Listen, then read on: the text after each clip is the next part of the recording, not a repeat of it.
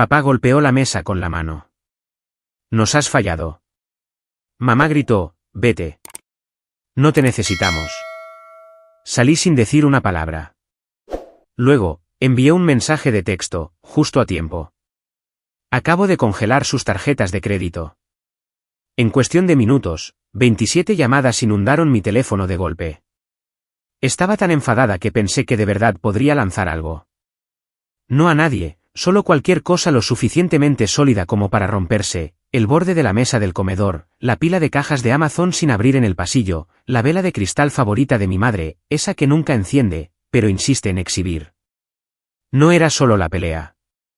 Ni siquiera eran solo las palabras que me lanzaron. Era todo, los años de ser tratada como si les debiera algo, simplemente por existir, como si me estuvieran haciendo un favor enorme, solo por dejarme respirar en la misma casa que ellos. Todo esto empezó porque me negué a entregarles $5,000. Mi hermano menor me había preguntado, de manera bastante casual, si podía ayudarlo a comprar un equipo de criptomonedas personalizado que un amigo estaba vendiendo. Dijo que era una oportunidad imperdible y que me lo devolvería en 3 meses, como máximo. Incluso me mostró una captura de pantalla del chat con el vendedor, como si eso significara algo. No era un mal chico. De hecho, de todos en esa casa, él era el único que no me trataba como basura. Pero no se trataba de él. Se trataba de lo que mis padres asumían que yo les debía. Pensaban que, porque me habían dejado volver a casa después de la universidad durante unos meses mientras buscaba trabajo, podían tratarme como una especie de extra desechable en su retrato de familia perfecta. No importaba que yo pagara la compra la mitad de las veces. No importaba que yo pagara la gasolina cuando ellos olvidaban su cartera. No importaba que yo pagara la factura de internet 3 meses seguidos sin que me lo pidieran. A ellos no les importaba. Como no les estaba dando el dinero, de repente, yo era la villana. ¿Hablas en serio? ¿Le vas a negar a tu hermano esta única cosa? Esa fue la primera frase de mi padre. Luego vino el golpe. Su mano impactó en la mesa del comedor, como un juez dictando una sentencia. Nos has fallado. Y luego mi madre, con los brazos cruzados y los ojos entrecerrados, vete. No te necesitamos. Recuerdo la forma en que el silencio se apoderó de todo justo después. Fue como si hasta la casa supiera que algo se había roto. No dije nada. No lloré, ni discutí, ni supliqué comprensión. Simplemente me levanté, cogí mi bolso y salí por la puerta principal. Una vez que pisé la acera, desbloqueé mi teléfono y envié un solo mensaje de texto, justo a tiempo. Acabo de congelar sus tarjetas de crédito. El poder que yo tenía no era algo que ellos recordaran, pero yo no lo había olvidado. Fui yo quien ayudó a papá a configurar su banca online. Yo creé las hojas de cálculo para sus facturas. Yo ayudé a mamá a entender su cuenta de Amazon Prime. Incluso presenté sus impuestos durante 2 años seguidos. Todavía tenía acceso a todo. No vacié las cuentas. No fui imprudente. Simplemente congelé cada tarjeta vinculada a las cuentas que podía controlar. Y entonces, comenzó el diluvio. Llamadas, mensajes. Mi teléfono no paraba de vibrar. 27 llamadas perdidas en los primeros 40 minutos. Lo apagué. Mi tía apareció en su Honda 10 minutos después. Ni siquiera aparcó bien, simplemente dejó el coche en marcha y me dijo que subiera. Sin hacer preguntas. Ella ya lo sabía. Fuimos directamente a su casa. Tenía la habitación de invitados lista y una comida caliente esperándome. Incluso me dejó dormir hasta tarde al día siguiente sin preguntar nada. No tenía idea de que ella se convertiría en la columna vertebral de todo lo que vino después. Porque esto no se trataba solo de irse. Se trataba de demostrarles que la hija que despreciaron, era la única persona que nunca debieron subestimar.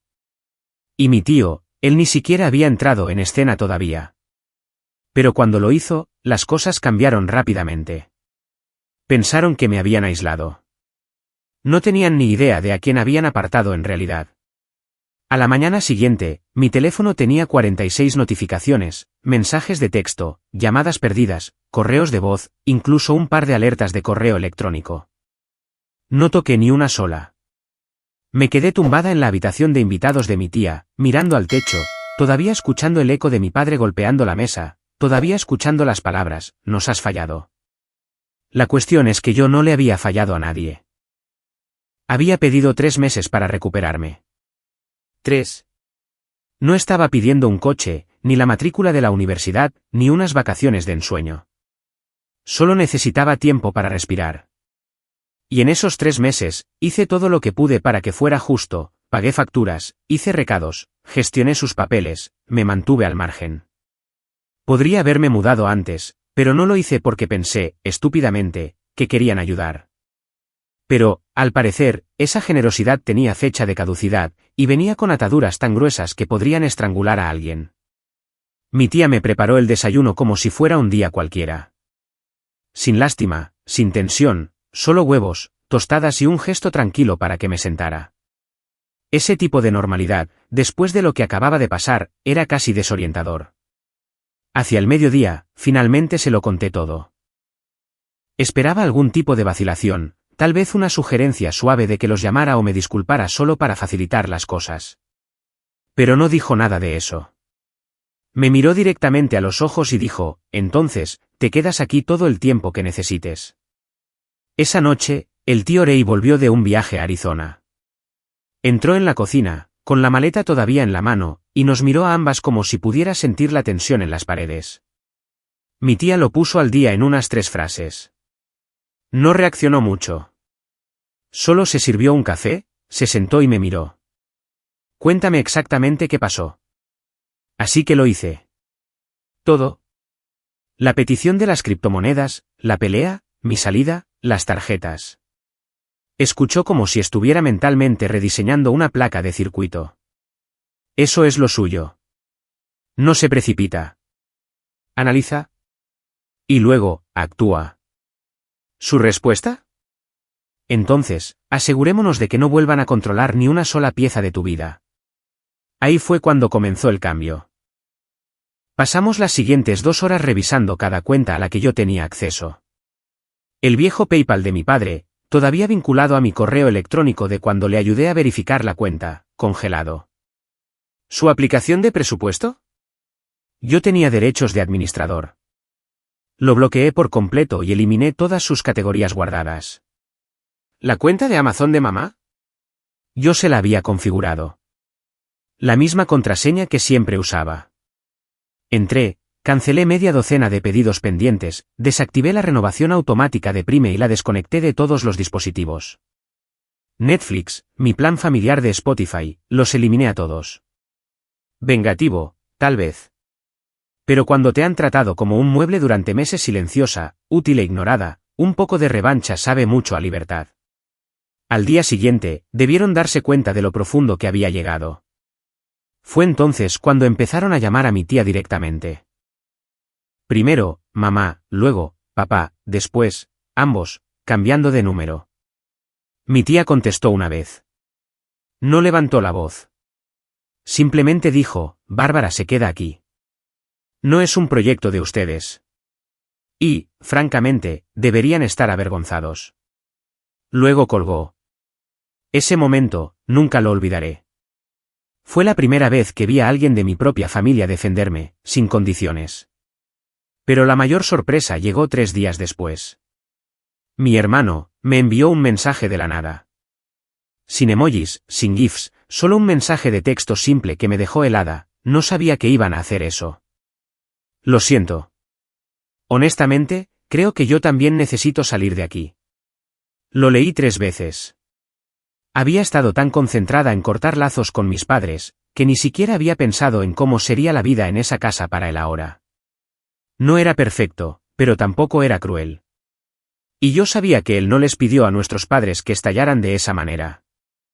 Le dije que hablaríamos pronto. Todavía no estaba lista. Tenía otras cosas que terminar primero, porque el siguiente paso en mi plan implicaba finalmente devolverle la llamada a mi padre y dejarle perfectamente claro quién tenía el control. Ahora. Esperé 5 días completos antes de devolverle la llamada a mi padre. No por miedo, y definitivamente no por arrepentimiento. Esperé porque quería que el silencio hiciera su trabajo en él.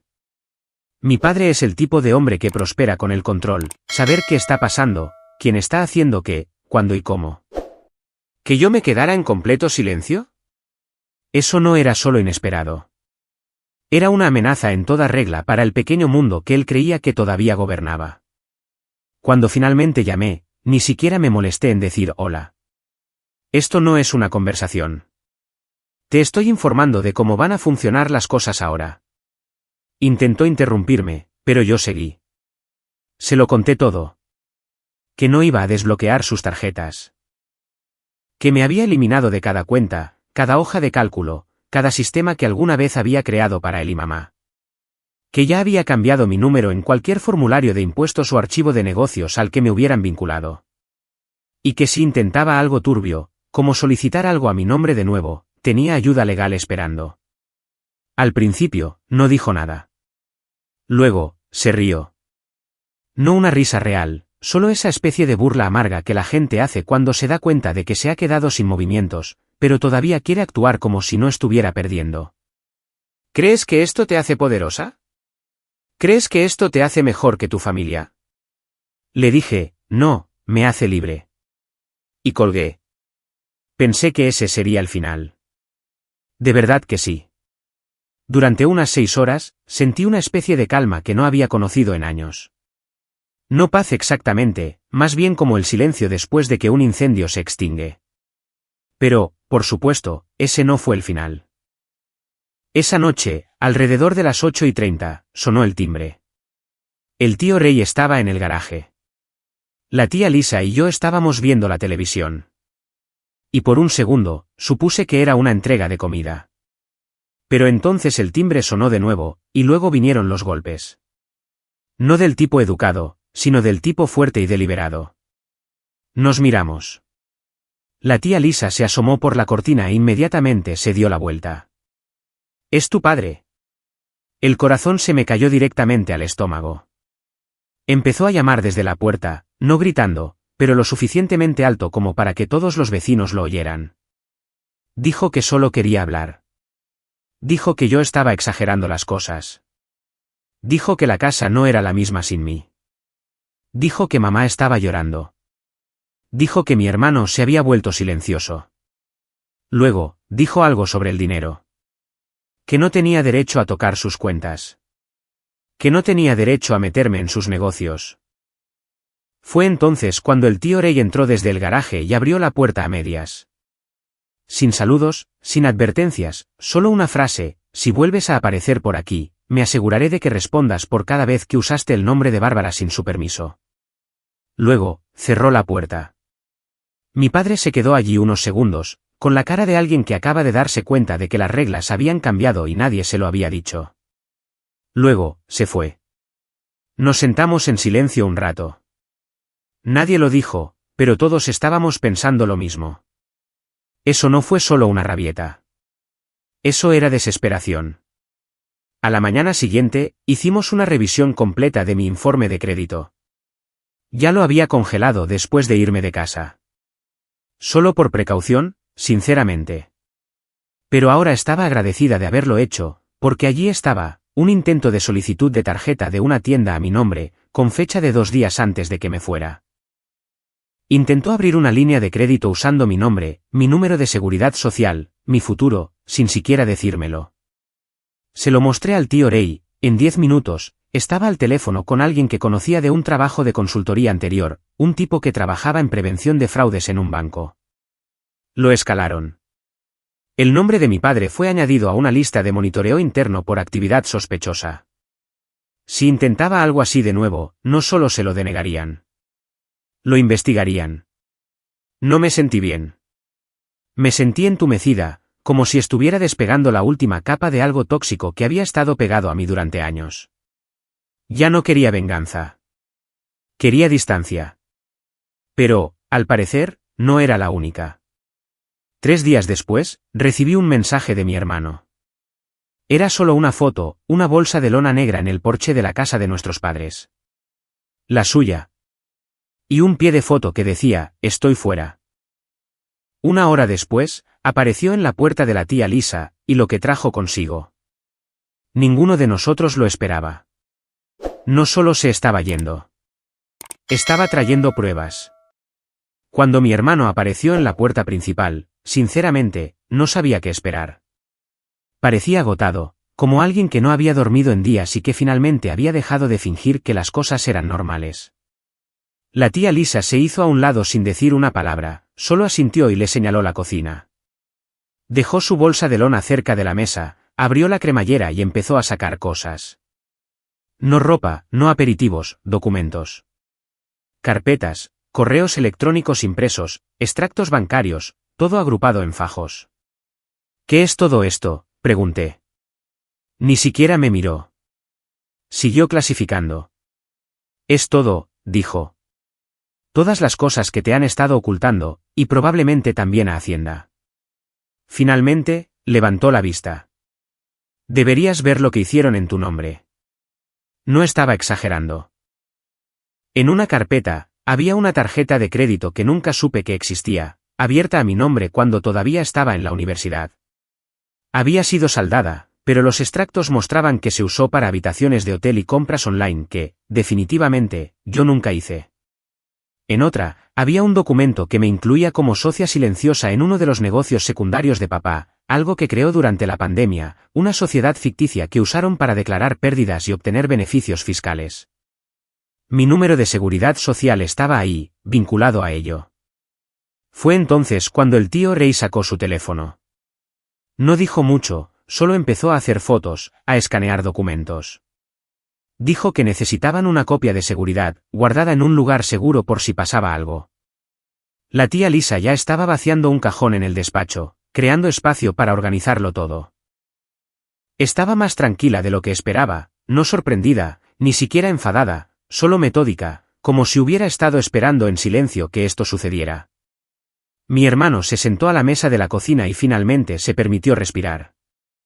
Nos contó la verdad sobre los últimos días, como después de que me fui, nuestros padres entraron en una espiral. No públicamente, no discutían entre ellos. Simplemente le echaron toda la culpa a él. No paraban de preguntarle por qué no hizo más para que me quedara, por qué no me convenció para que desbloqueara las tarjetas, por qué no me escribió simplemente para que entrara en razón. Dijo que ni siquiera estaban enfadados con él por no conseguir los $5.000. Estaban enfadados con él por no controlarme. Luego me contó algo más, ¿el equipo de criptomonedas? Él nunca lo quiso. Fue idea de papá. Había encontrado a alguien que vendía las piezas muy baratas y quería montarlo él mismo, venderlo y quedarse con los beneficios. Simplemente usó a mi hermano como la cara del plan, pensando que sería más probable que yo ayudara si parecía que era para él. Ni siquiera sabía cómo responder a eso. Cada vez que pensaba que había llegado al fondo de este asunto, encontraba otra capa. Esa noche, hicimos una copia de todo. Memorias USB, almacenamiento en la nube, carpetas físicas. Una fue a la caja fuerte del trabajo del tío Ray. Otra se quedó en casa. Otra se la llevó mi hermano por si alguna vez necesitaba pruebas. Y entonces, tomé una decisión. Era hora de presentar la denuncia por fraude. No por despecho, no por venganza, sino porque esto ya no era una disputa familiar. Esto era robo de identidad. Era abuso financiero. Era un delito. La presenté a la mañana siguiente, adjuntando copias digitales de todo lo que teníamos, el negocio falso, la tarjeta de crédito falsa, los documentos falsificados. No sabía qué saldría de ello todavía, pero sentí algo que no había sentido en semanas, claridad, un corte limpio. Y por primera vez, mi hermano y yo estábamos en el mismo bando. Lo que sucedió a continuación golpeó más fuerte que cualquier cosa anterior, porque cuando la denuncia por fraude comenzó a avanzar, alguien más se vio involucrado, la hermana de mi madre. Después de presentar la denuncia por fraude, supuse que no tendría noticias por un tiempo. Quizás una carta modelo, quizás una llamada un mes después con un número de caso y un encogimiento de hombros. Así es como suele ser. En cambio, recibí una llamada 3 días después. La mujer al otro lado de la línea trabajaba en la división de fraudes del banco donde se había abierto la tarjeta de crédito. Era educada, aguda y ya sabía demasiado. Me pidió que confirmara la dirección que figuraba en la solicitud de la tarjeta. ¿Lo hice? Luego me preguntó si conocía a una tal Karen Roswell. Le dije que no. Podía oírla teclear. Dijo que había habido una transferencia desde la cuenta de la sociedad ficticia, la vinculada a mi nombre, a una cuenta propiedad de Karen Roswell, alrededor de $5.800. Sin papeleo, sin contrato, solo una nota que decía consultoría. Anoté el nombre en una servilleta que estaba junto a mi café. Lo miré fijamente. ¿Roswell? Algo hizo clic. Entré en la cocina, con la servilleta en la mano, y lo dije en voz alta. La tía Lisa levantó la vista de su tableta y ni siquiera parpadeó. Esa es la hermana de tu madre. Eso detuvo todo. Solo había visto a Karen 2 veces, una cuando era niña y otra en un extraño e incómodo día de Acción de Gracias hace 10 años. Había desaparecido de los eventos familiares después de eso. Mamá solía murmurar que era celosa y difícil. Nunca pregunté realmente. Ahora sabía por qué. El tío Ray y yo nos pusimos a investigar. Encontró el registro de la empresa vinculada a la sociedad, la que me incluía como socia silenciosa. Y efectivamente, una partida marcada como honorarios de consultoría mostraba el rastro del dinero directamente a la cuenta de Karen. No era solo turbio. Era delictivo, y se había hecho en mi nombre. Todavía tenía el número de Karen guardado de hacía años. Le envié un mensaje, sé lo de la transferencia. Tenemos que hablar. No esperaba una respuesta. Contestó en 2 minutos. Aceptó reunirse a la mañana siguiente, en una cafetería a unos 30 minutos de la casa de la tía Lisa. Dijo que traería todo. Cuando llegué, ella ya estaba sentada con una carpeta delante. Parecía nerviosa, ni siquiera había pedido un café. Me senté.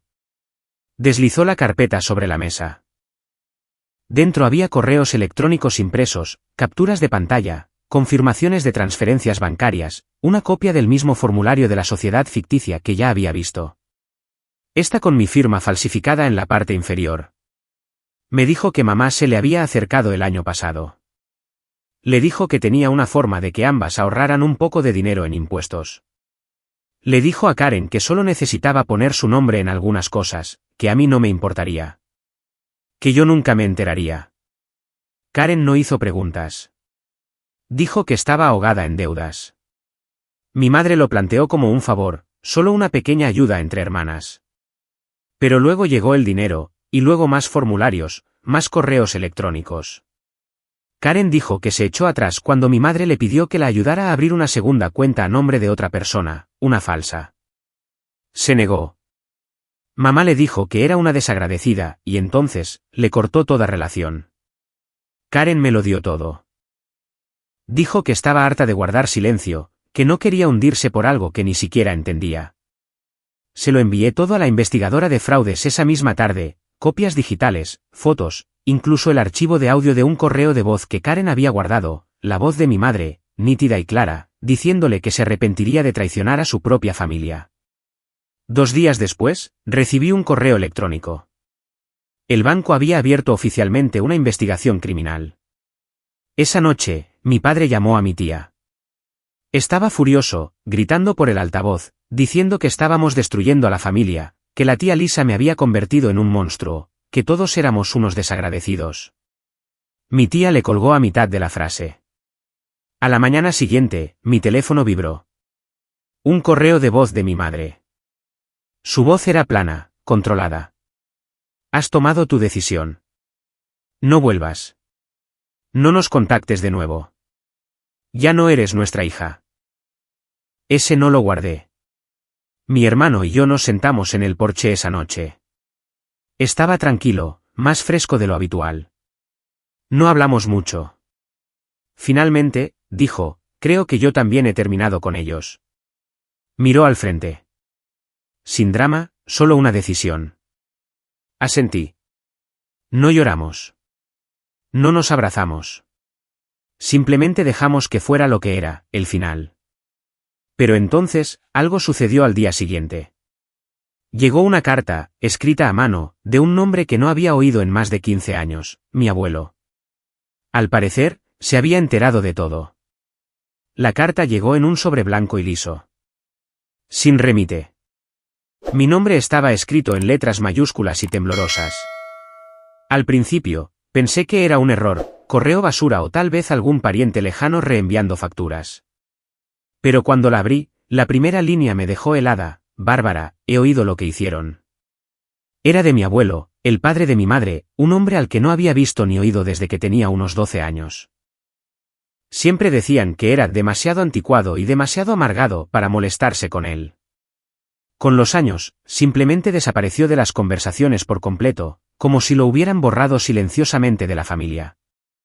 Resulta que había estado observando todo desde la distancia. La carta no era larga, pero era directa. Escribió que se había enterado a través de un vecino, alguien que todavía hablaba con él y que también era amigo de la tía Lisa, de lo que mis padres habían hecho, el fraude, la pelea, la forma en que me habían echado. Dijo que no le sorprendía, que había visto cómo trataban a la gente, especialmente a mí, desde la barrera, que se había mantenido en silencio porque pensaba que no era su lugar, pero ya no más. En el último párrafo, decía, tengo una cuenta reservada. Era para tu educación. Tus padres dijeron que no la necesitabas, que ya estabas cubierta. Les creí, pero ese dinero sigue ahí, y es tuyo. Me temblaban las manos cuando terminé de leer. No por el dinero, aunque la idea de un fondo educativo oculto casi me hizo reír, sino porque este hombre, el que habían borrado por completo de mi vida, había estado esperando, observando, listo, en silencio. Más tarde esa noche, mi hermano y yo fuimos a la oficina de correos y enviamos el expediente del caso de fraude, todo, a Hacienda. No una copia, el original. Ya habíamos guardado copias de seguridad, pero ahora era oficial. Ya no solo nos estábamos defendiendo. Estábamos poniéndole fin. En las semanas siguientes, todo empezó a cambiar. Mis padres dejaron de intentar llamar. No más números bloqueados. No más mensajes de voz cargados de culpa. Solo silencio, el tipo de silencio que había deseado durante tanto tiempo, pero que nunca pensé que realmente conseguiría. Entonces, sucedió algo pequeño, pero enorme. Recibí una oferta de trabajo, a tiempo completo, en remoto, con un salario decente. Llegó a través de una recomendación de un antiguo colega del tío Ray, alguien que había oído, Bárbara es brillante. Contrátala antes de que lo haga otro. La tía Lisa me ayudó a amueblar un pequeño apartamento al otro lado de la ciudad. No era lujoso, pero era mío. La primera noche allí, me dejó un regalo de inauguración, solo una vela y un juego de paños de cocina limpios. Casi lloré. Y mi hermano, se quedó con la tía Lisa y el tío Ray un poco más, trabajando a tiempo parcial, ahorrando. Una noche, entró en mi nuevo piso con 2 pizzas y una gran sonrisa. Me han aprobado el contrato de alquiler, dijo. Un puesto de compañero de piso en el centro, su primer lugar de verdad, lejos de ellos. Antes de irse esa noche, me miró y dijo, ¿sabes? Creo que somos los únicos normales en toda esta familia. Dije, probablemente. Él sonrió de lado. Supongo que tuvimos suerte. Me reí, pero sabía a qué se refería. No suerte de que nuestros padres nos fallaran. Suerte de que alguien más no lo hiciera. La tía Lisa, el tío Ray, incluso Karen a su manera rota. Y mi abuelo, el que intentaron borrar, que apareció al final con algo más valioso que el dinero, un recordatorio de que, a veces, las personas que realmente te apoyan no son las que te criaron. Son las que te ven. Y ahí lo dejé. Sin confrontaciones dramáticas, sin escenas de juicio, solo una distancia silenciosa y deliberada. Y finalmente, paz.